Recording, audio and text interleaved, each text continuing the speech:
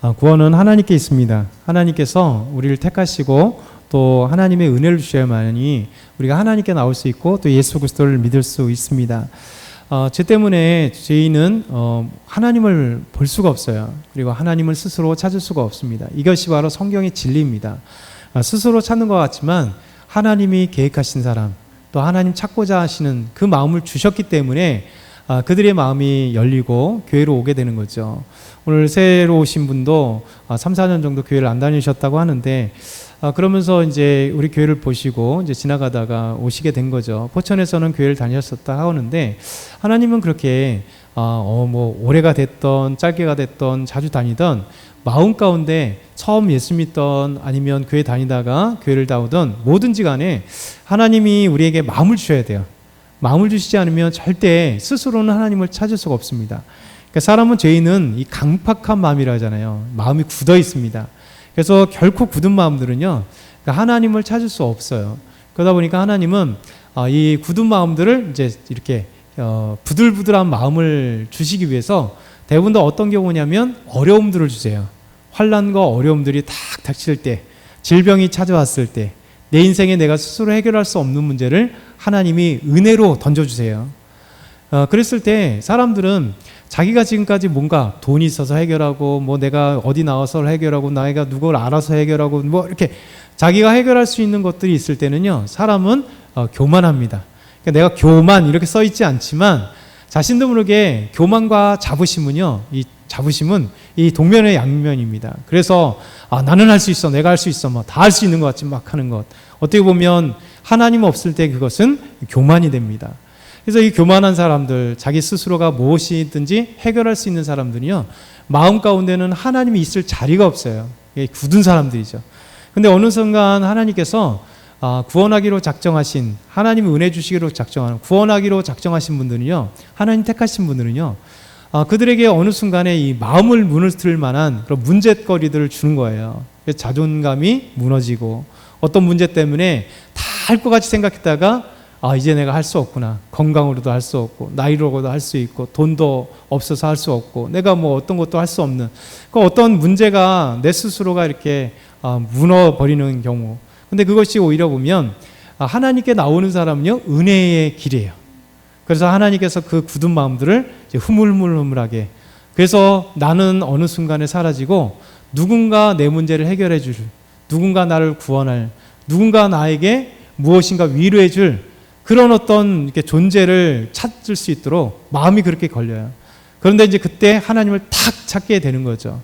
그래서 하나님을 찾게 되면요, 하나님께 나와 하나님께 예배드리고 하나님을 알게 되어 있습니다. 그래서 구원은 하나님께 달려 있다. 이게 성경의 진리예요. 하나님께 달려 있다. 오늘 말씀 보면 사도 바울이요, 이제 복음을 증거하기 위해서 소아시아와 이제 유럽에 1차, 2차, 3차 선교 여행을 가는 가운데 있는데, 이제 사도 바울이 선교 여행을 가다가 이제 회당에 들어가게 돼 있습니다. 유대인들은 소아시아에도 이제 유대인들이 많이 있었어요. 그러니까 유대인들은 회당을 만들면 회당이 그거는 율법을 교육하는 기관, 그리고 우리 교회 친교처럼 믿음의 사람들이 친교할 수 있는, 이 유대교에 있는 유대인들이 친교할 수 있는, 그래서 교육기관 겸 친교할 수 있는 기관 겸 예배드리며 기도할 수 있는 기관, 이런 것들이 이제 회당이에요. 회당을 만들 수 있는 것은 유대인 남자 100명입니다. 저번에 말씀드린 것처럼 여자는 1000명 있어도 10,000명 있어도 회당은 못 만들어요. 그러니까 유대인의 법이 그게 유대인 남자 10명. 그러니까 회당이 있다는 것은 적어도 그 지역에 유대인 남자가 10명 있다는 거예요. 그러니까 유대인 남자 10명, 여자는 아무나 상관없이 1명이든 10,000명이든 회당.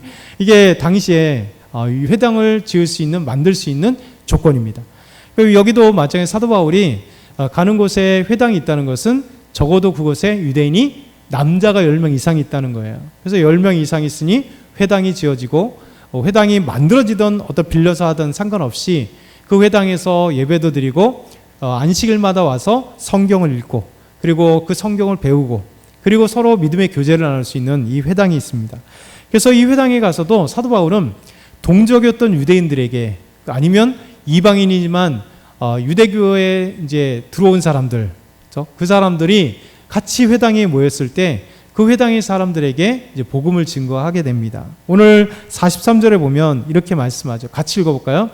회당의 모임이 끝난 후에 유대인과 유대에 입교한 경건한 사람들이 많이 바울과 바나바를 따르니 두 사도가 더불어 말하고 항상 하나님의 은혜 가운데 있으라 권하니라. 그러니까 사도 바울과 바나바가 회당에 들어갔어요. 안식일날 회당에 들어갔더니 당연히 유대인들과 그리고 유대에 입교한 이 이방인들이 함께 회당에서 예배의 그 절차에 따라 예배를 드리고 나서 이제 교제하는 시간 가운데 사도 바울이 나와서 그 예배 가운데 말씀을 전했다는 거예요. 왜냐하면 회당직이나 아니면 유대인 랍비나 아니면 유대인 중에 이제 성경을 같으면 하프타라 토라라고 해서 그 절개에 맞게 안식일에 맞게 성경이 있는 그 장이 있어요. 그 순서에 따라 읽는 경우도 있고 예수님처럼 회당에 들어가서 이사야를 펼쳐놓고 읽으면 그 의미를 깨닫게 하거나 그럴 경우가 있고 다양한 경우가 있는데요. 사도 바울도 마찬가지로 이 회당에 들어가서 이제 말씀을 전했다는 거예요. 이 말씀은 어떤 말씀인지 모르겠지만 당연히 복음의 말씀이겠죠. 아마 구약에부터 유대인들이니까 구약에 예언되었던 예수 그리스도, 그분이 왜 그리스도가 되시는가, 아마 이거에 대해서 한번 말씀하셨을 거예요. 놀라운 일이 벌어졌습니다. 그 회당에 모였던 유대인들과 그리고 이방인이지만 유대교에 입교한 사람들이 사도 바울과 바나바의 말씀을 그렇죠? 모임이 끝난 후에 들었다는 거예요. 만약에 듣지 않았다면 사도 바울이 그들에게 하나님의 은혜에 항상 거하라고 이렇게 얘기할 이유가 없는 거죠. 그래서 이 놀라운 것들이 벌어졌습니다. 그리고 놀라운 것은 뭐냐면 이 이후에 그 다음 주 안식일 날에 더 놀라운 일이 벌어졌습니다. 우리 44절 한번 같이 크게 읽겠습니다. 그 다음 안식일에는 온 시민이 거의 다 하나님의 말씀을 듣고자 하여 모이니. 가장 부러운 거예요. 그래서 다음 주가 됐더니 의정부의 밀락동, 용현동 이 주변에 있는 모든 사람들이 우리 교회 온 하나님 말씀을 들으려고 다 왔대요. 신기하죠. 그 전에는 안식일 날 회당에 전했던 유대교 사람들과 유대교에 입교한 이방인들이 모였는데 일주일 동안 어떤 사이 정확하게 성경에 나오지 않지만 이들이 가서 홍보를 한 거죠. 하나님 말씀을 전했다는 얘기잖아요. 예수 그리스도를 전했다는 얘기잖아요. 그러니까 그 도시의 시민들이 다 하나님의 말씀을 듣기 위해서 모였다. 이건 기적인 것이죠. 여러분 그 전에 관심 없던 사람이 갑자기 그 안식일 회당에 갑자기 몰렸나요? 사도 바울이 뭐 세계적인 부흥사도 아닌데, 그렇죠?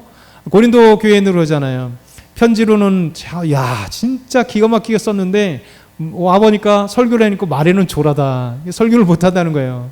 그러니까 사도 바울은 실제 말을 해보면 실제 설교는 말을 못한다. 편지는 잘 쓰는데 이 고린도 교인들이 평가해요. 그러니까 어쨌든 간에 사도 바울이 보면 달변가이기도 하고 안 듣는 사람은 좀 말이 조라다고 하겠죠.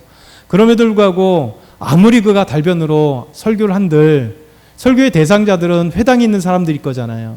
근데 일주일 사이에 놀랍게도 그 시에 있는 사람들이 거의 다 나와서 하나님의 말씀을 듣기 위해서 회당에 나왔다는 것은 기적입니다. 그러니까 하나님의 역사가 아니면 있을 수 없는 거예요. 여러분 하나님이 놀랍게 부흥은 하나님께 있는 거예요. 우린 열심히 하되 사람들에게 전하고 가족들에게 전하고 기도하고 눈물을 흘려 기도하고 저 그러잖아요. 우리 가족들을 위해서 얼마나 눈물을 흘려요. 자녀들이 안 나온 녀석들을 위해서 얼마나 눈물을 흘려요. 가슴 치며 눈물을 흘리지만 눈물을 흘리고 가서 정말 그럴 이제 될 것 같다 이 마음의 확신이 들어서 얘기하면 오히려 더 강팍하잖아요. 저 딴 얘기하죠. 막 엄마 마음을 긁고 아빠 마음을 막 팍 긁어갖고 더 막 화가 이만큼 나게 만드는 거죠. 그러면서 뭘 항상 느끼냐면 야 진짜 이 구원이 너무 힘들다. 그렇죠? 이 어렸을 때는 그냥 데리고 나오면 되는데 이 녀석들이 지가 이제 탁 되면서 반항하기 시작할 때 하나님 앞에 나오기가 정말 힘들다. 그러니 결국은 고백하는 게 뭐냐면 하나님의 은혜일 수밖에 없다는 거예요. 우리는 척박 펑펑 울리면서 하나님 앞에 기도하고 하나님 앞에 참 하나님 내 남편을 내 아내를 우리 형제자매들 우리 자녀들 구원해 주십시오라고 또 우리 지인들을 구원해 주십시오. 정말 눈물 흘리고 눈물 흘리고 눈물 흘리는 기도 그것밖에 없다. 그리고 내가 할 수 있는 것은 최선을 다해서 그들에게 예수 그리스도를 증거하거나 아니면 삶의 모습으로 어찌됐든 간에 보여주는 그 인내의 작업이 근데 놀라운 거는요. 그 결과가 하나님께서는 그것이 어느 때인지 모릅니다. 내일이 될 수도 있고 1년 뒤에 될 수도 있지 모르지만 우리는 이 작업이 없으면 안 돼요. 끊임없이 기도하고 끊임없이 눈물을 흘리고 끊임없이 전도하고 끊임없이 무엇인가 하나님 앞에 이 모습을 할 때요, 하나님이 바꿔주십니다. 하나님이 그 딱딱한 가슴들을 어느 순간에 팍 무너주세요. 어떤 경우냐, 직장이 자꾸만 떨어지는 가운데 몇 번을 떨어지면서 하나님 앞에 그냥 하나님을 찾을 수밖에 없게 만들고, 어떤 때는 결혼 직전에 깨지고 막 그것 때문에 눈물 흘리고, 아니면 이 남녀 관계가 깨지면서 그것 때문에 힘들고, 어떤 사람은 직장에서 정말 잘 다니다 갑자기 해고되고, 뭐 여러 가지 상황들에 있어서 이런 과정 속에 그 영혼이 하나님 앞에 돌아올 수밖에 없게 그 교만한 마음, 강박한 마음을 하나님 부숴버리세요. 사실 매 맞기 전에 하나님께 나오면 감사하죠. 근데 사람은 매 맞기 전에 잘 안 나와요. 그런 사람 드물어요. 근데 신기하게도 이게 인간적으로 보면 너무너무 사실 가슴 아픈 거예요. 매 맞기 전에 나오면 얼마나 좋을까? 힘들기 전에 나오면 얼마나 좋을까? 그 젊은 시절에 나오면 얼마나 좋을까? 왜? 그때 하나님을 찾고 하나님께 예배드리고 하나님께 섬기고 이렇게 했으면 그 하나님의 상급이 얼마나 많을까? 우리는 사실 그러잖아요. 그게 사실 우리의 욕심이고 또 가져야 될 욕심입니다. 그런데 하나님께서 하셔야 될 그 상황들을 우리가 묵묵히 기다릴 필요가 있어요. 우리가 해야 될 건 최선을 다하지만 그럼에도 불구하고 하나님께 맡기며 하나님이 영혼을 바꿔주시고 하나님이 구원하시고 하나님 역사하시도록, 이 시민도요, 사도 바울이 가서 복음을 전가했다는 말이 없어요. 바로 33절과 34절 일주일 사이에 다음 안식일에 놀랍게도 온 시민이 하나님의 말씀을 듣기 위해 왔다는 거예요. 기적인 겁니다.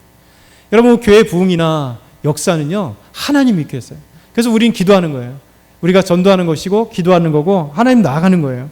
이 놀라운 것들, 이 사람들이 누굴까요?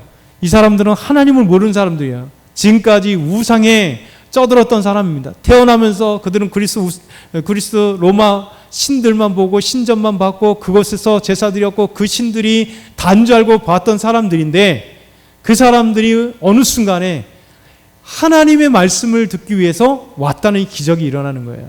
얼마나 감사해요. 하나님께서 우리에게 좀 더 하나님의 놀라운 부흥의 시간들을 주시는 거예요. 왜냐하면 그래도 감사하잖아요. 올해 그래서 한번 왔다 다른 교회를 다니던 안 다니던 한 번씩 더 오시는 분들이 올해 특별히 많아지잖아요. 더 앞으로 더 많아질 거예요. 그러면 하나님께서 정말 남아있고 교회를 찾고 계신 분들, 또 처음에 예수님 믿고 싶은 분들이 하나님의 놀라운 은혜, 우리는요 그분들을 반갑게 맞아주고 최선을 다해서 이야기해주고 안내해주고 그들을 위해서 기도할 때요, 하나님이 정말 이렇게 뿌려진 씨앗들이나 하나님이 그들의 마음들을 열어주시면 우리 교회를 향하게 하시고 하나님 앞에 예배를 드릴 수 있다는 거예요. 저는 우리 교회가 거뜬하게 뭐 건물로 돼 있는 건 아니잖아요. 근데 건물 있다고 교회 가는 게 아닙니다. 하나님의 마음이, 하나님께서 씨를 뿌려주고 마음을 열어줘야, 그래서 저 산꼭대기 교회가 있어도요, 하나님이 신기하게 그걸 향해 가는 사람도 있고요, 어디든 가게 만드시는 거예요. 그래서 우리가 놀라운 것들이에요. 아산에 보면, 저도 안 가봤지만 얘기만 많이 들었어요. 아산에 보면 한 교회가 완전 논밭을 건너서 저 산 입구에 조그만 게 교회를 개척했다 그래요, 목사님이. 놀라운 것은 몇 년 만에 성도들, 사람들이 그 교회를 바글바글 찾아가고 몇 년 만에 200명, 몇 년 만에 1000명 정도가 그 산골짜기 교회에 찾아가는 거예요. 그분이 하겠어요? 아니요. 그분이 하는 것들이 많이 있겠지만 하나님이 보내주시는 것과 그분이 목사님께서 열정과 말씀과 여러 가지가 함께 모이는 거예요. 그래서 우리와 하나님이 함께 하나가 되어 그랬을 때 하나님 놀라운 역사가 일어나는 거죠. 여러분, 이들이 놀랍게 되었습니다. 그리고 46절부터 47절 보면 이렇게 말씀합니다. 하나님의 말씀을 마땅히 먼저 너희에게 전할 것이로되 너희가 그것을 버리고 영생 얻기를 합당하지 않는 자로 자처하기를. 유대인들, 하나님의 말씀을 전했으나 귀로 들렸다가 귀로 흘려버리고 영생의 말씀은 예수 그리스도를 이 땅에 보내시기로 했으나 예수 그리스도를 믿지 않는 이 유대인들, 회당에 나온 유대인들 향하여 지금 시민들이 왔다 그랬잖아요. 말씀을 들으러 왔다는 이방인들이잖아요. 그런데 하나님의 말씀을 마땅히 들어야 되고 예수 그리스도를 예언되었던 그분이 하나님이 이 땅에 보내셨는데 그분을 거부했던 이 유대인들 향하여서 이들에게 얘기하는 거예요. 너희가 전할 것이고 너희가 들어야 되는데 너희가 듣지 않으니 하나님께서 이방인들을 그렇죠? 구원하시기로 기뻐하셨다는 거예요. 그렇죠? 그래서 뭐라고 하는가? 이방인에게로 향하노라. 주께서 이같이 우리에게 명하시되 내가 너를 이방의 빛으로 삼아 너로 땅 끝까지 구원하게 하리라 하셨느니라. 사도 바울을 이방의 사도로 세우시고 이방에게 복음을 증거해서 놀란 것들을 복음을 증거하게 하시는 거예요. 마지막으로 48절 한번 읽어볼까요? 이방인들이 듣고 기뻐하여 하나님의 말씀을 찬송하며 영생으로 주시기로 작정된 자는 다 믿더라. 이방인들이 기뻐하는 거잖아요. 하나님이 구원하기로 하나님 말씀 듣기로 택하셨던 유대인들이 거부하니까 하나님이 이제 이방을 향하여 이방인에게 복음을 증거하고 이방인들에게 하나님 말씀을 듣기로 하나님이 작정하셨다는 거예요. 그러니 이방인들이 지금 말씀을 들어왔는 이 이방인들이 이 말씀을 들으며 환호하는 거죠. 기뻐하고 하나님의 말씀을 찬송하는 거예요. 와, 하나님께서 나를 구원하시기 위하여 이 사도 바울과 바나바를 이곳에 보내셨구나. 그래서 하나님의 말씀을 주셨구나. 근데 그 원인은 뭐라고요? 하나님께서 영생을 주시기로 작정된 자는 다 믿더라. 이게 중요한 거예요. 영생을 주시기로 작정된 자. 그러니까 저와 여러분이 영생을 주시기로 작정된 자예요. 하나님이 영원 전부터, 그렇죠? 우리를 창세 전부터 우리를 예정하시고 계획하신 거예요. 그렇기 때문에 우리가 언젠지 모르겠지만 우리가 교회 나온 것 같지만 스스로 나온 것 같지만 아니에요. 하나님이 다양한 환경 속에서 우리를 구원하시기 위하여 교회로 오게 만드시고 사람 만나게 하고 전도대에서 끌려오게 만들고 어떤 데 정말 가기 싫은데 엄마가 그냥 어렸을 때 잡아놔갖고 못 믿어서 교회에 나왔을지 모르지만 하나님은 뱃속에서부터 하나님 나를 택하셨던 하나님이 어느 순간에 하나님 나를 부르셔서 그때는 다 달라요. 근데 한 가지는 동일합니다. 하나님이 구원 주시기로 작정된 자가 있다는 거예요. 예정론은 그냥 기독교 교리가 아닙니다. 성경의 진리예요. 하나님이 작정하신 분, 하나님이 계획하신 분, 하나님이 택하시기로 그 작정된 자는 다 믿더라. 여러분 이것이 하나님의 놀라운 은혜예요. 그래서 오늘도 우리가 그래서 구원의 감격에 찬양을 해야 돼요. 아, 하나님이 나를 예정하셨구나. 하나님 나를 작정하셨구나. 그래서 유대인만이 아니라 그들이 노하니까 우리가 오게 되는 것. 또 우리는 이스라엘 감사를 해야 돼요. 그 인간적인 이스라엘 감사한 게 아니라 노한 거에 감사해서 전 우주가 하나님의 놀라운 은혜 가운데 있게 하신 감사합니다. 우리 이 시간에 우리 찬양을 한번 드리면서 잠깐 기도하고 마치도록 하겠죠. 주의 이름 높이세 찬양하겠습니다.